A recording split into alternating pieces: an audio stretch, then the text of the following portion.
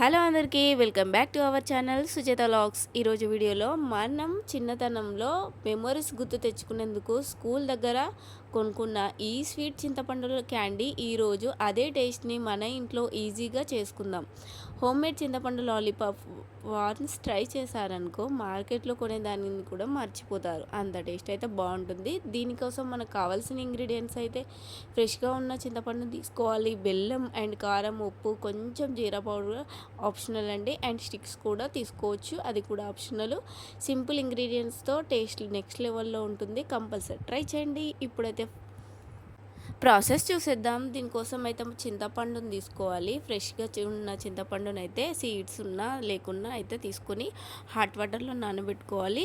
మనం నానబెట్టుకుంటే తొందర smooth texture గుజ్జు అయితే వస్తుంది. సో దాన్ని మనం అలా నానబెట్టుకోవడం వల్ల ఇప్పుడు ప్యాన్లో మనం బెల్లం అయితే తీసుకోవాలి. బెల్లాన్ని లో ఫ్లేమ్లో మెల్ట్ చేసుకోవాలి. క్యారమెల్ షేప్లో వస్తుంది. ఈ విధంగా మెల్ట్ అయిన తర్వాత మనం నానబెట్టుకున్న చింతపండు రసాన్ని ఈ విధంగా కొన్ని వాటర్ వేసుకొని చింతపండు రసాన్ని అయితే దీంట్లో యాడ్ చేసుకొని నెమ్మదిగా లో ఫ్లేమ్లో అయితే కలుపుకోవాలి, మాడకుండా.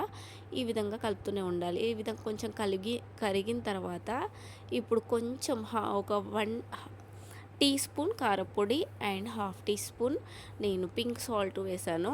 బ్లాక్ సాల్ట్ వేసుకున్నా కూడా చాలా బాగుంటుంది. అండ్ మీకు ఏ సాల్ట్ ఉన్నా వేసుకోవచ్చు.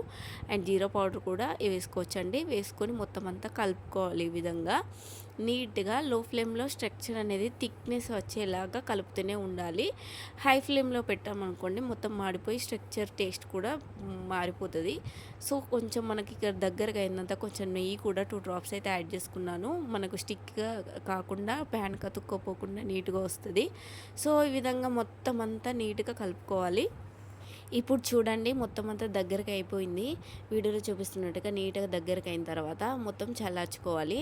అంటే కొంచెం గోరువెచ్చగా ఉన్నప్పుడే మనమైతే ఇవి తయారు చేసుకోవాలి. మనకి స్టిక్స్ ఉంటాయి కదా, ఆ స్టిక్స్ని అయితే లాలీపాప్ స్టిక్స్ అయినా, ఐస్ క్రీమ్ స్టిక్స్ అయినా, లేకపోతే ప్లాస్టిక్ స్పూన్స్ అయినా ఏమన్నా చిన్నవి ఉంటే వాటికైతే మనం దీంట్లో పెట్టేసుకొని చేసుకోవచ్చు. లేకపోతే కిడ్స్కి నచ్చిన షేప్లో కూడా మనం oval shape, heart, round oval షేప్లో కూడా మనం రెడీ చేసుకోవచ్చు. మనం నచ్చిన సైజులో ఈ విధంగా ప్రెస్ చేసుకొని దాని చుట్టూ పెట్టుకోవచ్చు.